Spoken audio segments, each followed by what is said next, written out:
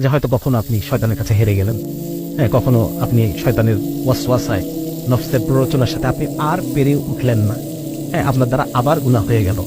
এরকম হবে, এরকম হতে পারে, কিন্তু আশা হারানো যাবে না, ঠিক আছে না?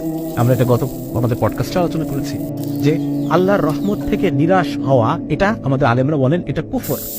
আল্লাহর রহমত থেকে নিরাশ হওয়া কুফর। সুতরাং আমরা কখনোই আল্লাহর রহমত থেকে নিরাশ, আমরা রাসূল সাল্লাল্লাহু আলাইহি ওয়াসাল্লামের সেই হাদিসে বিশ্বাস করি, বান্দা যদি এক আকাশ পরিমাণ গুনাহ নিয়ে আমার সামনে আসে, আল্লাহ রাব্বুল আলামিন তার চাইতেও বেশি রহমত নিয়ে বান্দার সাথে সাক্ষাৎ করবেন। সুবহানাল্লাহ। সুতরাং আমরা গুনাহ করতে করতে কখনোই আল্লাহর রহমতকে ক্রস করে যেতে পারবো না, ঠিক আছে না? আপনি যদি মনে করেন যে না, আমি তো জীবনে বহুবার তওবা করেছি, আমি আবার কেন তওবা করবো, আরে আমি তো গাদ্দার, বারবার আমি কথা দিয়ে কথা রাখি না, ঠিক আছে না? এরকম এই কথাটা শয়তানের পক্ষ থেকে। আপনি বারবার আল্লাহর কাছে ওয়াদা করবেন, আল্লাহ তাআলা এগুলোতে মাইন্ড, এমন না যে আল্লাহ তাআলা মাইন্ড করবেন, এরকম না, বরং ব্যাপারটা এরকম যে আমি বারবার আল্লাহর কাছে তওবা করব। এবং আমার শাইখ বলেন যে তওবার অভ্যাস তৈরি করা, তওবার অভ্যাস একদম অন্তর থেকে পরিপূর্ণ তওবা, খালেস।